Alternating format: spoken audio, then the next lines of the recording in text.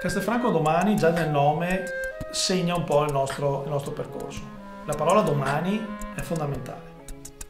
Quando parliamo di domani parliamo di giovani. Nei giovani noi riconosciamo una capacità, riconosciamo sicuramente una risorsa.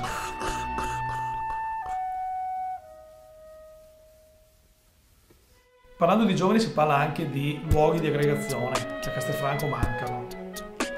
Dovremmo rivedere completamente l'organizzazione dei luoghi di aggregazione. Dovremmo farci promotori anche nei confronti dei privati, anche nei confronti delle parrocchie, di tutti quegli enti che hanno dei luoghi da poter far accedere ai ragazzi. Uno dei nostri punti del programma è portare a Castelfranco delle manifestazioni di street art. Poi c'è lo sport. Io ho un passato da sportivo, ho un presente da dirigente sportivo. Lo sport deve essere gestito da gente di sport, delle figure professionali. Come nella cultura ci deve essere una direzione artistica, nello sport ci deve essere una direzione sportiva.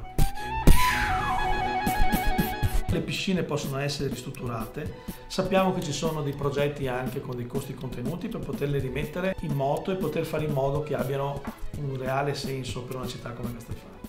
Tenuta come oggi, la pista di atletica non serve a nulla. Bisogna cominciare a vedere anche la Castellana come territorio.